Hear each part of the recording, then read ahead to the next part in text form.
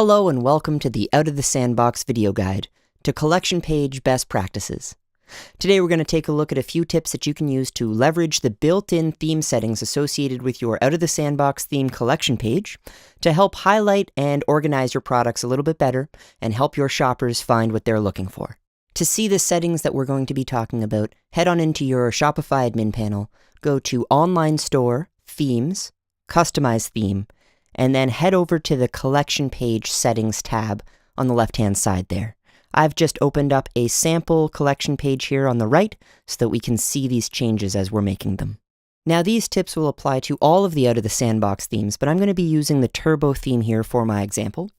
And the first tip here is to make use of the sorting options. So the sorting options drop-down selector can be enabled and disabled from the collection page settings, as you see here, and it appears to the top right of the collection page. And there are a few default sorting orders that are built in here. And you can see them here: featured, best-selling, alphabetical by price or by date. But you also have the option of setting a default sorting order for your collections. To do that, head into the admin panel, into products, collections, and at the bottom of each collection where the products are listed, you have the ability to choose a sorting order, and that will be the default order applied to the collection, while the drop-down selector will give the shopper the ability to change that order as they wish. It's worthwhile noting here that on the collection edit screen, manually is the same sorting order as featured as it appears on the collection page. So if you as the merchant have a specific order in which you'd like to display these products, to highlight specific products first to your shoppers, then use that manual sorting order. And then if you'd like, you can give your shoppers the ability to switch up the order as they see fit. So the other drop-down that appears on the collection page alongside the sorting order is the tag filter drop-down, and that's based on the tags that you've applied to your specific products. So those could be attributes of the product, whether it be the color or the texture, and then this way the shopper can sort of select that attribute from the list and it will filter out all of the rest of the products.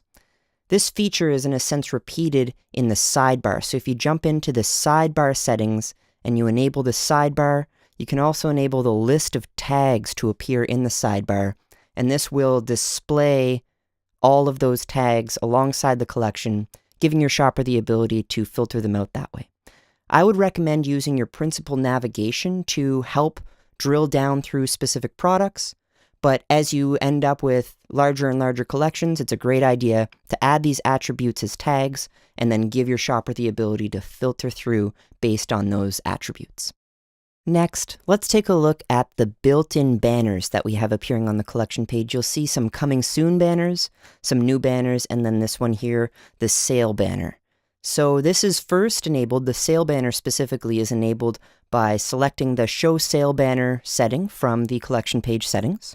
But additional to that, on the product itself, the product needs to have both a compare at price and a regular price, and the regular price needs to be less than the compare at price. So whether that's your manufacturer's suggested retail price or just the regular price of the product and then it's discounted, it's by applying a price to both of those fields that you will enable the sale banner.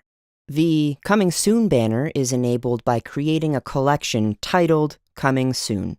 So by specifically titling your collection that way and then adding products to it, whether it's a smart collection or whether you're adding products to it manually, that will enable that Coming Soon banner to appear. Then, whenever the shopper visits a Coming Soon product on your site, you'll notice that there is no product form, so they don't have the ability of adding a Coming Soon product to their cart, and it's instead an information-only style product page to let your shoppers know of what's coming up. The final banner here, the new banner, is set up in exactly the same way as the Coming Soon banner, only without those changes to the product page. So you simply title a collection new, and then you add products to that collection. You can do that manually, or you can do it with a smart collection, the way we have done here, by adding the new tag to products, and then setting the collection to include any products with that tag. But that's not necessary for the banner to appear. You simply need to create that new collection and then add products to it in whichever of those two ways you prefer. Now let's discuss some pagination options. So I'm going to reference this blog post here, which I'll link to in the description.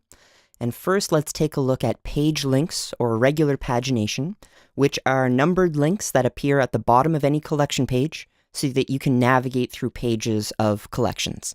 This is a classic way that shoppers are used to navigating through products, but it does require clicking or some engagement. Versus this other option here, infinite scroll, where the products per page setting will still be used to show that number of products, but then as the footer is reached, more products will load. And so this could keep going depending on the number of products that you have.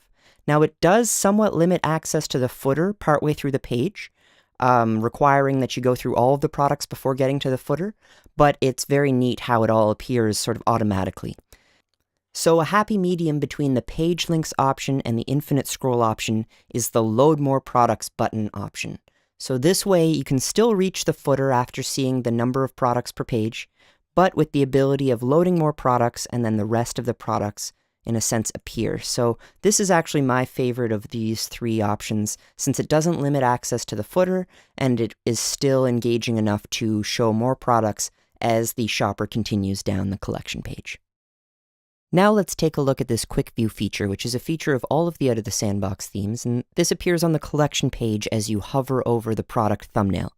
So with the feature enabled, you see that the quick view button appears on the thumbnail, and clicking it opens up a preview of the product page and allows the shopper to add the product directly to the cart right from the collection page without requiring a refresh and without requiring navigation to another page.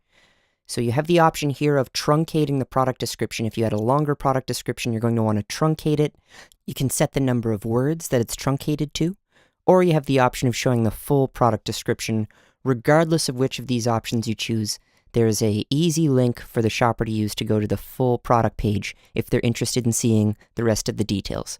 So go ahead and enable the quick view feature on your collection page to help funnel your shoppers to the checkout a little bit faster.